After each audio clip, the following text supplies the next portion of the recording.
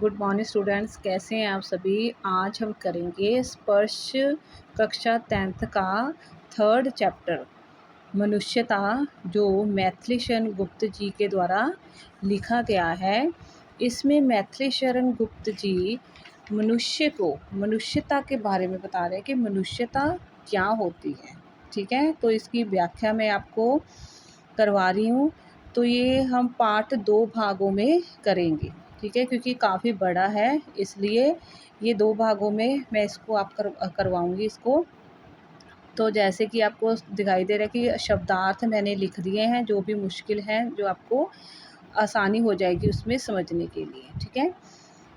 Okay, start करते हैं। मनुष्यता, विचार लो कि मृत्यु हो ना मृत्यु से डरो कभी, मरो परंतु यूं मरो कि याद जो करे सभी। ठीक है, मैथिली शरण गुप्त जी बोल रहे हैं कि इस बात पे आप विचार कर लो कि मृत्यु है, तो मृत्यु से क्यों डरना। क्यों? क्योंकि मृत्यु तो निश्चय है कि मृत्यु तो आनी ही आनी है हर किसी को, कोई भी यहाँ पे अमर नहीं है। तो ये विचार कर लो मन में कि मृत्यु से क्यों डरना।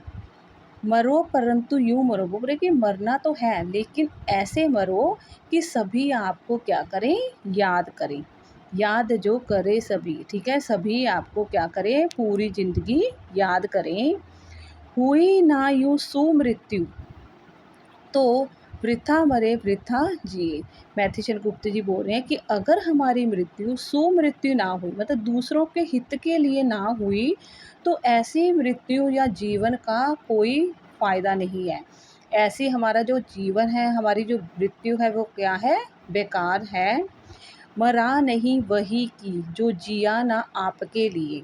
ठीक है, वो बोल रहे हैं कि वो मनुष्य क्या मनुष्य है जो सिर्फ अपने लिए ही जी रहा है। ठीक है, वो मरे या जीवित रहे इसका कोई भी मतलब नहीं है। वही पशु वृत्ति है जो आप ही चरे। बोल रहे कि ऐसा मनुष्य तो क्या है, वो पशु वृत्ति में ही ऐड हो जाता है। ठीक है, कि जैसे पशु हैं वो क्या करते हैं, वो खुद के लिए ही जीते हैं, खुद के लिए ही मरते हैं। ठीक है, खुद के लिए ही चरते हैं, खाना पीना जो भी है वो खुद के लिए करते हैं। लेकिन मनुष्य ऐसा नहीं है, मनुष्य के अंदर भावनाएं हैं। तो उन भावनाओं से क्या है कि वही मनुष्य है जो मनुष्य के लिए मरे। ठीक है, तो मनुष्य वही है जो दूसरों के हित के लिए कार्य करता है और दूसरों के लिए मरता है, उसको ही मनुष्यता कहते हैं। ठीक है, सेकंड पैराग्राफ देखो। उसी उदार की कथा सरस्वती बखानती, क्योंकि उसी महान व्यक्ति की जो कथा है हमारी पुस्तकों में हम पढ़ते हैं। ठीक है, जैसे आपको एग्जाम्पल्स अलग अलग विद्वानों के एग्जाम्पल्स हम देखते हैं, वो महान व्यक्तियों के उदाहरण देकर हमें समझाते हैं। तो ऐसे ही वो महान व्यक्ति हैं जो क्या है, दूसरों के लिए जिए और दूसरों के लिए ही मरे हैं। उसी उदार से धरा कृतार्थ भाव मानती, तो उसी उदार व्यक्ति के लिए पूरी जो धरती है वो भी क्या मानती है, कृतार्थ मानती है, उनका आभार प्रकट करती है। उसी उदार की सदा संजीव कीर्ति कूजती। बोले कि उसी उदार व्यक्ति को क्या है, अगर वो मर भी जाता है तो उसको जीवित में ही गिना जाता है, कि ऐसा व्यक्ति जो दूसरों के उदारता, दूसरों की भलाई के लिए भी मर जाता है, वो फिर भी उसको क्या किया जाता है, जन्मों जन्मों तक याद किया जाता है। तथा उसी उदार को समस्त सृष्टि पूजती, और उसी उदार व्यक्ति को पूरी सृष्टि क्या करती है, पूजती है। अखंड आत्म भाव जो असीम विश्व में भरे, मतलब वही जो उदार व्यक्ति है वो पूरे विश्व में, संसार में क्या भरता है, भाईचारे की भावना को भरता है। वही मनुष्य है जो मनुष्य के लिए मरे। ठीक है, मनुष्य वही है जो दूसरों के लिए क्या करता है, मरता है। ठीक है, थर्ड पैराग्राफ। दत्तार्थ रति देव ने दिया करस्त थाल भी।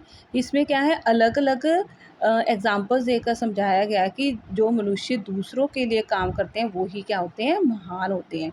जैसे हो गया कि रति देव ने क्या किया था, अपने हाथ की अंतिम थाली भी क्या कर दी थी, कुर्बान कर दी थी दूसरों के लिए, भले ही उनके बहुत ज़्यादा उन्हें भूख लगी थी, लेकिन दूसरों की भूख को देखकर उन्होंने क्या कर दिया, अपने हाथ की अंतिम थाली भी क्या कर दी, कुर्बान कर दी। तथा दधीची ने दिया परार्थ अस्थिर जाल भी, ठीक है। अपने पूरे हड्डियों का जो समूह है उन्होंने क्या कर दिया, ऋषियों के लिए कुर्बान कर दिया, ब्रज बनाने के लिए, ठीक है।